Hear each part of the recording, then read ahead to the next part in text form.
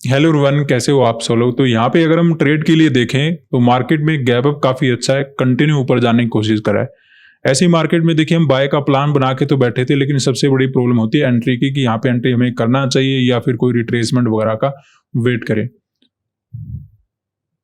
तो अभी तो देखिए मोमेंटम ओवरऑल पॉजिटिव साइड का है, हमें ये बाई की तरफ फोकस करना चाहिए, क्योंकि यहाँ पे आसपास जो बाई वगैरह करके बैठे थे उनको तो ऑलरेडी मार्केट अच्छे प्रॉफिट में ला चुका, इतना बड़ा गैप वगैरह देकर, तो इनको तो हमें टारगेट बनाना है नहीं, और वैसे भी इनको हम टारगेट बनाना नहीं चाहते थे, क्योंकि कंटिन्यू मोमेंटम पॉसिबल हो सकता है। तो ऐसे में हम यहाँ पे ट्रेड बनाना शुरू करेंगे।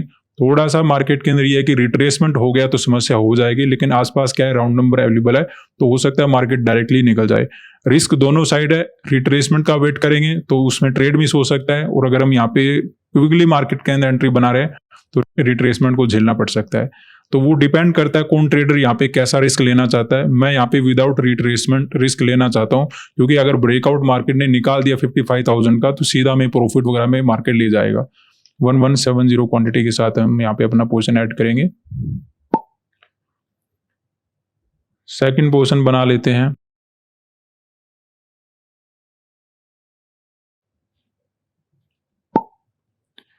सेंसेक्स में ऐड करेंगे 900 क्वांटिटी, और निफ्टी में ऐड करेंगे 1365 क्वांटिटी। अब देखिए थोड़ा बहुत हमें लॉस टू प्रॉफिट नजर आ रहा है। बात करते हैं कि मार्केट के अंदर सिचुएशन कैसा रह सकता है। अब देखिए अगर डायरेक्टली मार्केट भागता रहा तो उसमें हमें पॉजिटिव मोमेंटम भी ठीक ठाक मिल जाएगा, और काफी हद तक है कि हम टारगेट भी बढ़ा निकाले मार्केट के अंदर। लेकिन अगर यहाँ पे रिट्रेसमेंट वगैरह होता है, टाइम वगैरह स्पेंड करता है, तो उतना अच्छा मार्केट नहीं कर पाएगा जितना हम मार्केट के अंदर मान के बैठे हैं। अब देखिए क्या होता है, मार्केट के अंदर हम भी ट्रेड कर रहे हैं, दूसरा ट्रेडर भी अपना ट्रेड बनाने की कोशिश करेगा कि उसे भी कोई ट्रेड मार्केट के अंदर मिल जाए। अब अगर ये रिट्रेसमेंट हो गया ना, तो फिर यहाँ पे आराम से कोई भी मार्केट के अंदर बाय कर सकता है अगर वो फिर से ऊपर चलना शुरू करेगा। तो रिट्रेसमेंट में एक छोटी सी ये प्रॉब्लम है, इसलिए हम यहाँ पे रिट्रेसमेंट का वेट नहीं करना चाहते। लेकिन अगर हम यहाँ पे एंट्री बना रहे हैं और हल्का फुल्का रिट्रेसमेंट होता है तो हमें थोड़ा बहुत लॉस भी देखना पड़ेगा, वो चीजें हमारे पोजीशन में नजर आएगी तो उसको हमें झेलना पड़ेगा। तो उसके लिए आपको प्रिपेयर रहना है। अदरवाइज जिस प्रकार का मोमेंटम है, डायरेक्टली मार्केट ऊपर जाने की कोशिश करा है, यहाँ पे जो बाइंग वगैरह करके बैठे हैं ऑलरेडी बहुत अच्छे प्रॉफिट में आ गए हैं। वैसे ही अपना प्लान था कि जिस प्रकार का ये चार्ट बना कंटिन्यू पॉजिटिव मोमेंटम पॉसिबल हो सकता है, क्योंकि मार्केट ने क्या किया था, राउंड नंबर का देखिए ब्रेकडाउन किया, 54,000 का लेवल था, उसका ब्रेकडाउन किया, फिर ऊपर जाने की कोशिश कर रहा था। तो ऐसा चार्ट नॉर्मली ऊपर चला जाता है।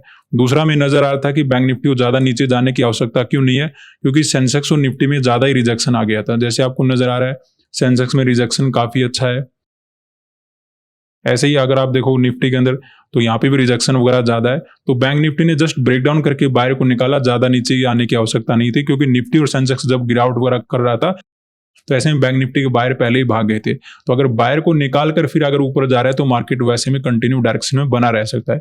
लेकिन आज देखिए गैप वगैरह ज्यादा है, तो कहीं ना कहीं हम नए चार्ट को मार्केट के अंदर फॉलो करें कि यहाँ पे जो चल रहा है उसके अकॉर्डिंग हमें यहाँ पे पोजीशन बनाना चाहिए। तो नए चार्ट में भी हमें नजर आ रहा है कि मार्केट ओपन होते ही बढ़ना शुरू कर दिया है। अब यहाँ पे राउंड नंबर अवेलेबल है तो डायरेक्टली मोमेंटम दे सकता है।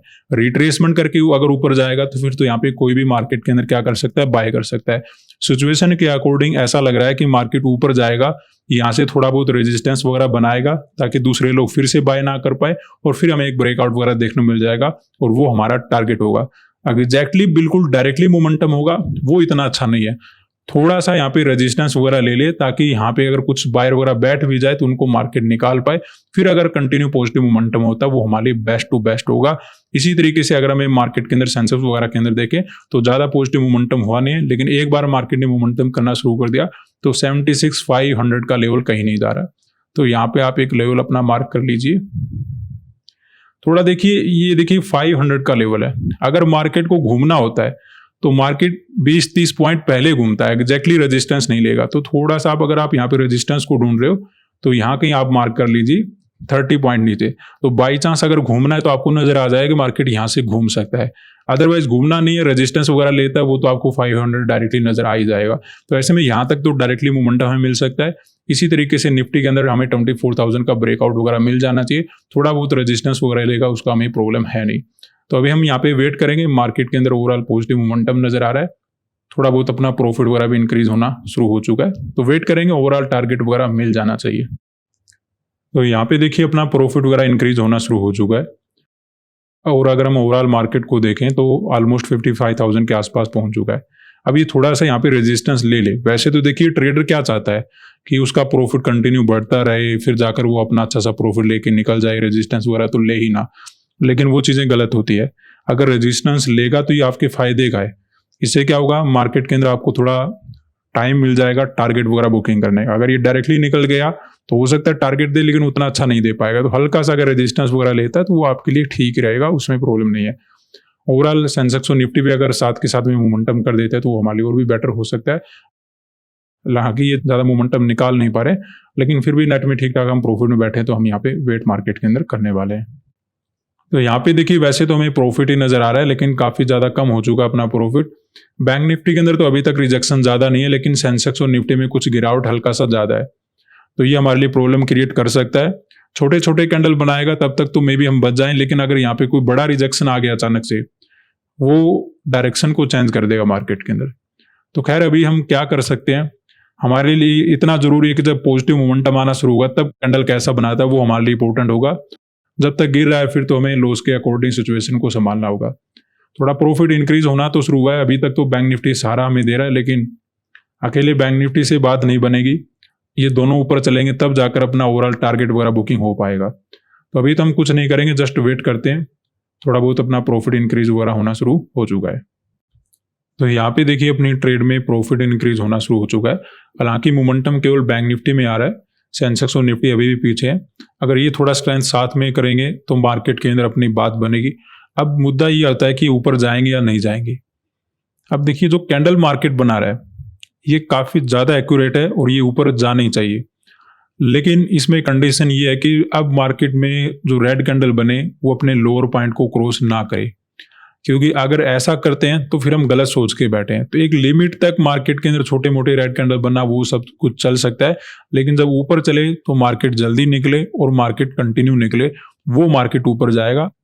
तो यहाँ पे देखिए अपना टारगेट हम बुकिंग कर लेते हैं। ओवरऑल हमें ब्रेकआउट वगैरह मिल चुका है। ज़्यादा वेट तो नहीं करेंगे क्योंकि हो सकता है दूसरे लोग भी थोड़ा बाय वगैरह करना शुरू कर दे, तो ऐसे में हमारे लिए टारगेट बुकिंग करना मुश्किल हो जाएगा। तो ऑलरेडी हमें ठीक ठाक प्रॉफिट नज़र आ रहा है, तो ऐसे में हम यहाँ पे अपना प्रॉफिट वगैरह बुकिंग करके निकल जाते हैं। काफ़ी अच्छा रहा मार्केट, ज़्यादा परेशान वगैरह नहीं किया। ऑलमोस्ट हम मार्केट के अंदर यही चाहते थे कि यहाँ पे ज़्यादा रिजेक्शन वगैरह ना हो, उससे पहले मार्केट ने पॉजिटिव मोमेंटम करना शुरू कर दिया। हालांकि सेंसेक्स और निफ्टी में मोमेंटम थोड़ा सा एक्स्ट्रा आ गया था, लेकिन वो भी हमारे लिए ठीक ही रहा, क्योंकि जब रिकवरी वगैरह हुआ तो तीनों इंडेक्स एक साथ ऊपर चलना शुरू कर दिए। आज के दिन हमने बाय मार्केट के अंदर क्यों किया था, क्यों देखिए जिस प्रकार का सिचुएशन था इस चार्ट में तो हमें नजर आ ही रहा था कि मार्केट बायर को निकालने के बाद ऊपर जाने की कोशिश करे तो ओवरऑल पॉजिटिव मोमेंटम पॉसिबल हो सकता है। लेकिन आज हमें गैप वगैरह काफी ज्यादा देखने को मिला था, ओपन होते ही पॉजिटिव मोमेंटम करना शुरू कर दिया था। तो ऐसे में कहीं ना कहीं हम नई चार्ट को ही देख रहे थे।